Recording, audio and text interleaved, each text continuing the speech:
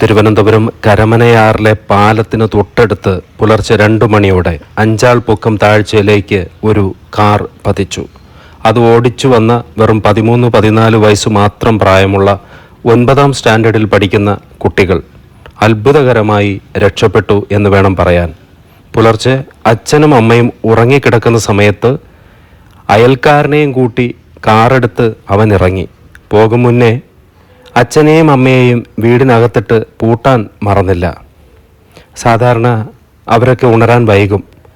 പുലർച്ചെ 1:30 തിരിച്ചാൽ 3 മണിക്കൂർ night ride നടത്താം, അതായിരുന്നു പദ്ധതി. പക്ഷേ കരമനയാറ്റിൻ്റെ തൊട്ടു മുന്നേ മതിലിലെ ഗേറ്റും ഇടിച്ച് പരസ്യ ബോർഡിൻ്റെ തൂണും തകർത്തുകൊണ്ട് അമിത വേഗതയിൽ വന്ന കാറ് ആഴത്തിലേക്ക് പതിക്കുകയായിരുന്നു. കുട്ടികൾക്ക് പ്രായപൂർത്തിയായിട്ടില്ല, ഡ്രൈവിംഗ് ലൈസൻസുമില്ല.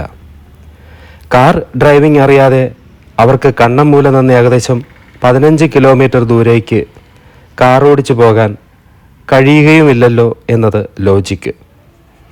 മോട്ടോർ വാഹന നിയമപ്രകാരം RC ബുക്കിൻ്റെ ഓണറായ അമ്മയ്ക്കെതിരെ പോലീസ് FIR ഇട്ട് കേസെടുത്തു. നന്നായി ഉറങ്ങിയ അമ്മയ്ക്ക് ഇനി ഉറക്കമില്ലാത്ത നാളുകൾ സമ്മാനിച്ച് ജെൻസി. സംഭവം നടന്നതു മുതൽ ഇവിടെ ആൾക്കാരുടെ കൂട്ടമാണ്. ആരാൻ്റെ അമ്മയ്ക്ക് ഭ്രാന്ത് വന്നാൽ ചിരിക്കാമല്ലോ. പലരും പലതും പറഞ്ഞു. ഇവരുടെ പരിപാടി ഇത് ആദ്യമാവാൻ വഴിയില്ല. രാത്രി റൈഡുകാർ നിരവധിയുണ്ട്. ഹൈവേകളിൽ കാറ് മൂളിച്ച് അവർ പാഞ്ഞു പോകുന്നത് ഒരു മരണപ്പാച്ചിൽ തന്നെയാണ് എന്ന് ഓട്ടോക്കാരിൽ ചിലർ പറഞ്ഞു. കാറ് മറിഞ്ഞു വീണ് കിടക്കുന്നത് ഒരു സ്വകാര്യ വ്യക്തിയുടെ കോമ്പൗണ്ടിനുള്ളിലാണ്. പുലർച്ചെ ഈ ഒരു ആക്സിഡൻറ്റ് നടക്കുമ്പോൾ അവർ പോലും അറിഞ്ഞുകൊള്ളില്ല. പോലീസ് എങ്ങനെ വിവരമറിഞ്ഞ് അവിടെ എത്തി പരിശോധിക്കുന്നതിനിടയിൽ കാറിനുള്ളിൽ നിന്ന് കുട്ടികൾ ഇറങ്ങി പുറത്തേക്ക് വന്നതായാണ് വിവരം. ഉടൻ തന്നെ അടുത്തുള്ള കരമനയിലെ സ്വകാര്യ ആശുപത്രിയിൽ എത്തിച്ചു. കാര്യമായ പരിക്കുകളില്ലാതെ അവർ രക്ഷപ്പെട്ടത് ഭാഗ്യമായി തന്നെ കരുതാം. നമുക്ക് കാറിനടുത്തേക്ക് ഒന്ന് ചെന്ന് നോക്കാം. നമ്മൾ മുകളിൽ നിന്ന് താഴേക്ക് നടന്നു വന്നു. ആ വീട്ടിൽ നിന്ന് ആരും തന്നെ പുറത്തേക്ക് വന്നില്ല. എന്തെങ്കിലും നമ്മൾ ചോദിച്ചാലോ അതിന് മറുപടി പറയേണ്ടി വരുമല്ലോ എന്നുള്ളതൊക്കെ കൊണ്ട് ആൾക്കാർ നൂലാമാലകളിൽ പെടാൻ ഇപ്പോൾ ആഗ്രഹിക്കാറുമില്ല. അതുകൊണ്ട് തന്നെ വീഡിയോയിൽ പറയുക സാധാരണയായി കുറവാണ്. പിന്നെ കമൻസ് വരുമല്ലോ അതിൻ്റെ പിന്നാലെ. അങ്ങ് മുകളിൽ സ്ഥാപിച്ചിട്ടുള്ള ഗേറ്റും ഹാൻഡ് റെയിലും ഒക്കെ ഇങ്ങ് താഴെ വീണ് പൊട്ടിപ്പൊളിഞ്ഞ് കിടക്കുന്നത് കാണാം. കാറിൻ്റെ ടോപ്പും അതുപോലെ മുൻവശവും പൂർണ്ണമായി തകർന്നിരിക്കുകയാണ്. ഇതിൽ നിന്ന് ആരെങ്കിലും രക്ഷപ്പെട്ടു എന്ന് അറിയുക തന്നെ മഹാഭാഗ്യം എന്ന് വേണം പറയാൻ. ഒരുപക്ഷെ ഇത്രയധികം ഈ വിഷയത്തിന് സീരിയസ്നെസ് ഉണ്ടാവുമെന്ന് അറിഞ്ഞിട്ടുണ്ടാവില്ല ആ കുട്ടികൾ, അങ്ങനെ ചിന്തിച്ചിട്ടുണ്ടാവില്ല. നമ്മൾ പറയാറില്ലേ പ്രായത്തിൻ്റെ പക്വതയില്ലായ്മ എന്ന. ചിലർ പറഞ്ഞു കുട്ടികളെ വളർത്തുന്ന സമയത്ത് അനുസരിപ്പിച്ച് വളർത്തണം എന്ന്.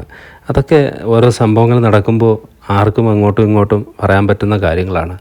അതൊക്കെ എത്രത്തോളം അനുസരിപ്പിക്കാൻ പറ്റുന്ന അവസ്ഥയിലാണ് ഇന്ന് പുതിയ തലമുറ ഉള്ളത് എന്നതിനെക്കുറിച്ച് ചിന്തിക്കാവുന്നതേ ഉള്ളൂ. എന്തായാലും ആ കുട്ടികളുടെ ജീവൻ രക്ഷപ്പെട്ടത് നമുക്ക് സന്തോഷം നൽകുന്നൊരു കാര്യമാണ്. പക്ഷേ ഇതിന് മറ്റൊരു വശം കൂടിയുണ്ട്.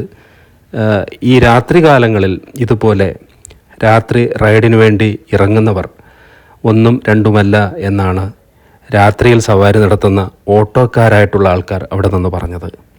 അവർ മൂളി പായിച്ചുകൊണ്ട് പറന്നു പോകുമ്പോൾ ആ പരിസരത്തൊക്കെ നിൽക്കുന്നവരോ നടക്കുന്നവരോ ഒക്കെ ഉണ്ടെങ്കിൽ ഈ അസമയത്തുള്ള യാത്രയായത് കാരണം ദൃക്സാക്ഷി പോലും ഉണ്ടാവില്ല. ആ അവസ്ഥയിൽ പാഞ്ഞു പോകുന്നവർക്കെതിരെ നടപടികൾ കാര്യമായ രീതിയിൽ ഉണ്ടാവേണ്ടതാണ് എന്ന് കൂട്ടം കൂടിയവർ ചിലർ പറയുന്നുണ്ടായിരുന്നു. മിക്കപ്പോഴും ഒരു അനിഷ്ടം സംഭവിക്കുമ്പോൾ മാത്രമാണ് വാർത്തയെ തുടർന്ന് അധികാരികളും ആ വിഷയത്തെക്കുറിച്ച് ശ്രദ്ധിക്കുന്നത്. അത് മറ്റൊരു വാർത്ത കൊണ്ട് മാഞ്ഞു പോവുകയും അല്ലെങ്കിൽ പരിഹരിക്കപ്പെടുകയും ഒക്കെ ചെയ്യുന്ന കാഴ്ചയാണ്. ഒന്നിൽ നിന്ന് ഒന്ന് മാറി പോകുന്ന മനുഷ്യൻ്റെ ശ്രദ്ധ. അതിലപ്പുറം ഒരു ശാശ്വതമായ പരിഹാരം, ഒരപകടം ഉണ്ടായി ഇനി ഇതുപോലെ ഒന്ന് ആവർത്തിക്കാൻ ഒരിക്കലും പാടില്ല എന്ന ചിന്തയിൽ എന്തെങ്കിലും ഒരു നടപടികൾ, പ്രക്രിയകൾ ഉണ്ടാകുമോ എന്ന് ചോദിച്ചു കഴിഞ്ഞാൽ അതിന് ഉത്തരമില്ല. ചിലർ പറഞ്ഞു അവരെ പൂട്ടിയിട്ട് പുറത്തേക്കിറങ്ങിയ കുട്ടികൾ മുമ്പ് ഇതേപോലെ കാറെടുത്ത് പോയിട്ടുള്ളവരായിരിക്കണം എന്ന്. അങ്ങനെയാണ് എന്നുണ്ടെങ്കിൽ ശരിക്കും പറഞ്ഞു കഴിഞ്ഞാൽ അവരെ നിയന്ത്രിക്കേണ്ടത് അധികാരികൾ തന്നെയാണ്. കാരണം റോഡിൻ്റെ അധികാരം വീട്ടുകാർക്കല്ലല്ലോ. വീട്ടിലുള്ളവർ പറഞ്ഞാൽ കേട്ടില്ല, വീട്ടിലുള്ളവർ താക്കോൽ കൊടുത്തില്ലെന്നുണ്ടെങ്കിൽ അത് വലിയ അപകടം ഉണ്ടാവും. അങ്ങനൊരു സംഭവമാണല്ലോ വെമ്പായത്ത് നടന്നത്. വെമ്പായത്ത് അച്ഛനോട് കാറിൻ്റെ താക്കോൽ ചോദിച്ചു മകൻ. കാറിൻ്റെ താക്കോൽ കൊടുക്കാത്തതിന് അച്ഛനെ ചെമ്പരത്തി കൊണ്ട് അടിച്ചു എന്നാണ് പറയുന്നത്. ഫേസ്ബുക്കിൽ അച്ഛൻ ആ ഫോട്ടോസ് ഇട്ടതിൻ്റെ പിറ്റേന്ന് അച്ഛൻ ജീവനൊടുക്കുകയും ചെയ്തു. അപ്പോൾ ഇതൊക്കെ നമ്മുടെ നാട്ടിൽ തന്നെ നടക്കുന്ന കാര്യമാണ്. താക്കോൽ ചോദിച്ചാൽ മകന് കൊടുത്തില്ലെന്നുണ്ടെങ്കിൽ മകൻ അടിച്ചു കൊന്നാൽ. ഇതൊക്കെ ചുറ്റും നടക്കുമ്പോൾ എങ്ങനെയാണ്, ഏത് രീതിയിലാണ് കുട്ടികളെ നിയന്ത്രിക്കേണ്ടത്? അധികാരികളും നിയമവും വിചാരിച്ചാൽ മാത്രമേ ഇതിനൊക്കെ പരിഹാരമുള്ളൂ എന്നാണ് അവിടെ കൂടിയവരിൽ പലരും പറഞ്ഞത്. അങ്ങനെ നമ്മുടെ യാത്ര വാർത്തകളിലൂടെ പോകുമ്പോൾ ഇന്ന് ഒരാശ്വാസമുണ്ട്. ആ കുട്ടികൾക്കോ ആ കുട്ടികൾ മുഖാന്തരം മറ്റാർക്കുമോ ജീവാപായം ഉണ്ടായിട്ടില്ല എന്നുള്ളത്. വലിയ ഡാമേജുകൾ വരുത്തി വെച്ചിട്ടുണ്ട് ആ പരസ്യ ബോർഡുകൾക്കും ആ സ്വകാര്യ വ്യക്തിയുടെ കോമ്പൗണ്ടിനും. ഒപ്പം FIR കേസിലും പെട്ടിട്ടുണ്ട് ആ കുട്ടികളുടെ മാതാപിതാക്കളിൽ ചിലർ. ആദ്യം പിതാവിൻ്റെ RC ഓണർഷിപ്പിലുള്ള കാറാണ് ഇത് എന്നാണ് പറഞ്ഞു കേട്ടത്. പിന്നെ പറയുന്നു അത് അമ്മയുടെ കാറാണ്, അമ്മയുടെ ഓണർഷിപ്പിലുള്ള കാറാണെന്ന്. എന്തായാലും മോട്ടോർ വാഹന നിയമപ്രകാരം അത് കേസായിട്ടുണ്ട്. ഇനി അതിൻ്റെ നഷ്ടപരിഹാരവും നൂലാമാലകളും കോടതി കയറ്റവും ഒക്കെയായി ആ കുടുംബത്തിന് ഉറക്കമില്ലാത്ത രാത്രികളാണ്. വെളുപ്പാങ്കാലം 2 മണിയോടെയാണ് ഈ സംഭവം ഇവിടെ നടന്നിരിക്കുന്നത്.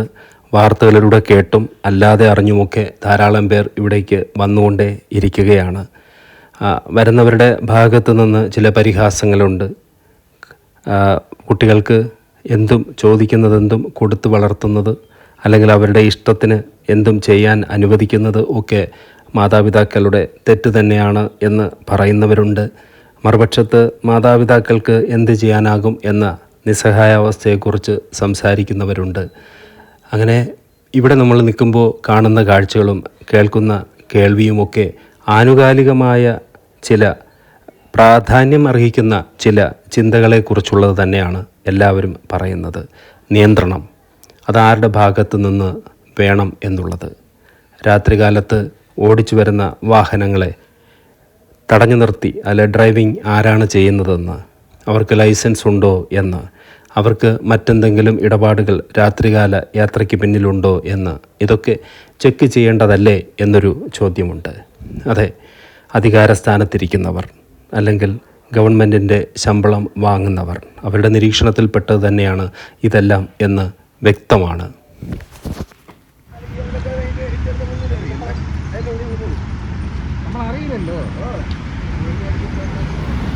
സംഭവം നടന്ന സ്ഥലത്തുനിന്ന് ഏകദേശം 50 മീറ്ററിനിപ്പുറത്തുള്ള കാഴ്ചയാണിത്. ഇതേ വശത്താണ് ഈ ആക്സിഡൻറ്റ് നടന്നിരിക്കുന്നത്. ഇത് കരമന നദിക്ക് കുറുകെയുള്ള കരമന പാലമാണ്. ഇവിടെയൊക്കെ വളരെയധികം ശ്രദ്ധയോടെ വാഹനം ഓടിക്കേണ്ട ഒരു സ്ഥലമാണ്. ഒരു രീതിയിലല്ലെങ്കിൽ മറ്റൊരു രീതിയിൽ അപകടം പതിയിരിക്കുന്ന സ്ഥലമാണ്. വളരെയധികം നമ്മുടെ വാഹനങ്ങളുടെ യാത്രയിൽ പ്രധാനപ്പെട്ടൊരു സംഗതി, നമ്മുടെ രക്ഷയ്ക്കപ്പുറം ഒരു വാഹനം ഡ്രൈവ് ചെയ്യുമ്പോൾ എത്ര ആൾക്കാരെയാണ് നമുക്ക് രക്ഷപ്പെടുത്തേണ്ടത്. അതായത് നമ്മുടെ വാഹനത്തിൻ്റെ ശ്രദ്ധാക്കുറവ് കൊണ്ടല്ലാതെ നമ്മുടെ മുമ്പിലേക്ക് വന്നു കയറുന്നവർ, നമ്മുടെ വാഹനത്തിൻ്റെ മുമ്പിലേക്ക് ചാടുന്നവർ, ഇവരെ എല്ലാം രക്ഷപ്പെടുത്തി ഒരു യാത്ര അവസാനിപ്പിച്ച് വീട്ടിലിരിക്കുമ്പോഴാണ് നമുക്ക് മനസ്സമാധാനമുള്ളത്. അത് ഓർത്തെടുക്കുമ്പോൾ ഭയവുമാണ്. നമ്മുടെ മുമ്പിലൂടെ കടന്നുപോയ ഡ്രൈവിങ്ങിനിടെ സംഭവിച്ചു പോയ പല സാഹചര്യങ്ങളും. ഇന്ന് അത്രമാത്രം വാഹനങ്ങളുടെ ബാഹുല്യമുണ്ട്.